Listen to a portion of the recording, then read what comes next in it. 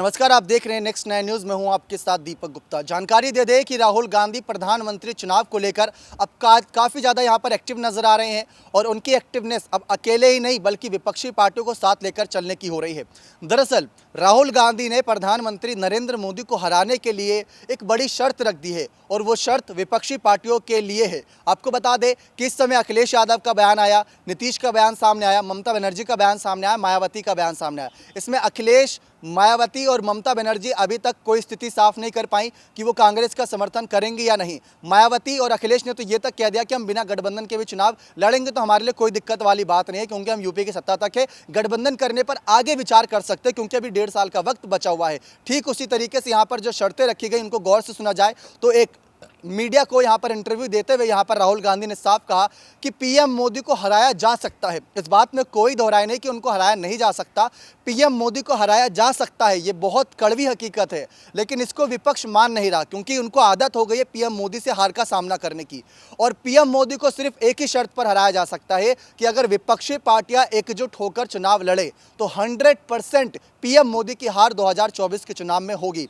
ये बात राहुल गांधी ने मीडिया के इंटरव्यू के दौरान साफ कर दी और जिस तरीके से राहुल गांधी ने अपनी बातें बेबाकी तरीके से कही उनमें कॉन्फिडेंस नजर आ रहा था। उनमें वो जो पहले वाला एक कह सकते हैं जो नाराजगी और तमाम बातें नजर आती थी वो नजर नहीं आ रही। अब कॉन्फिडेंस से बोलते हैं राहुल गांधी और उनको पता है। उन्होंने अभी जो भारत जोड़ो यात्रा के दौरान बयान दिया था उन्होंने कहा था कि कांग्रेस ही बीजेपी को हराएगी, लेकिन अब उनके बयान बदल रहे हैं क्योंकि उनको ही पता है कि कांग्रेस कितनी भी कोशिश कर ले लेकिन शायद कोशिशों पर खरी ना उतरे। लेकिन अगर बीजेपी को हराना है तो विपक्ष को एकजुट होना पड़ेगा, तभी हम पीएम मोदी को हरा सकेंगे, तभी हम विपक्षी एकता का संदेश दे सकेंगे। क्योंकि उन्होंने ये भी कहा कि जब आपके सामने 2 ऑप्शन होते हैं तो उसमें से चुनना आसान होता है, लेकिन अगर 10 ऑप्शन होते हैं तो उसमें से चुनना बहुत ही कठिन होता है। तो वो 10 ऑप्शन इस बार जनता के सामने मत रखिएगा कि मायावती, ममता, नीतीश, केजरीवाल, अखिलेश और साथ ही साथ अगर देखें तो यहाँ पर शरद पवार, ऐसे बड़े बड़े नेताओं को ऑप्शन में मत रखिएगा, किन्हीं 2 को रखिए। अगर सामने से पीएम मोदी है तो यहाँ से कोई एक ही होना चाहिए,